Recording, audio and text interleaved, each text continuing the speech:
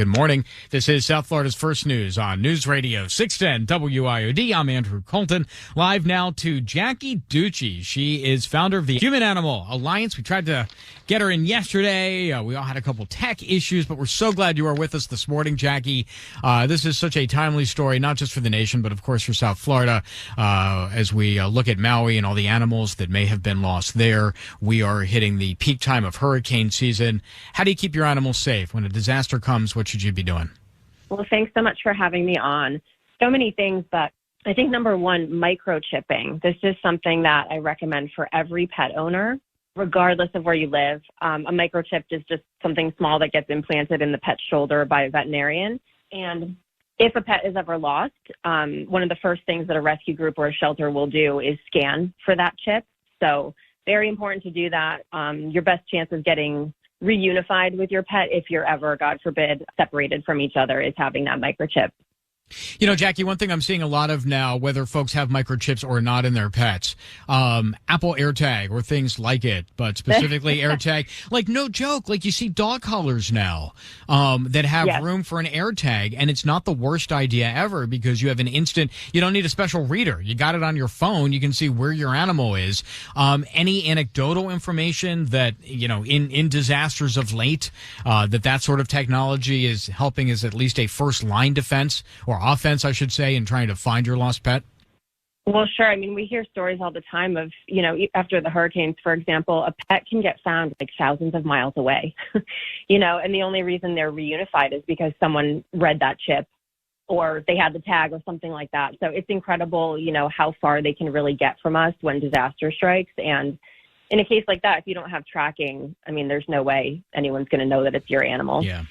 Good point on that. So when disaster strikes, I know that there are varied numbers, but a lot of folks say that, of course, their pet is a priority. And look, I mean, we heard from the shelters down here as well. Sometimes that doesn't always come to be. What's reality in your world from what you see, and what should folks be thinking about now before something bad could end up happening?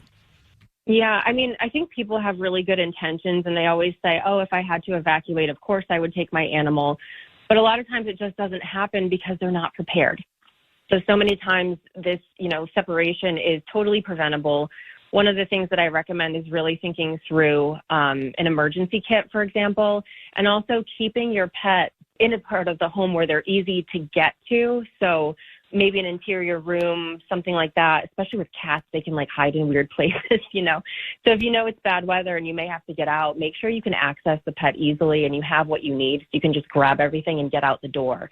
Because in a case like that, every minute really does count. You know, with Maui being kind of its own horrific situation that I think nobody even who is well planned for anything can truly be prepared for. When we look at stuff here, Jackie, like, you know, the occasional hurricane or the evacuation, a lot of shelters, they will not permit pets in. Conversely, there are shelters that are specific pet shelters.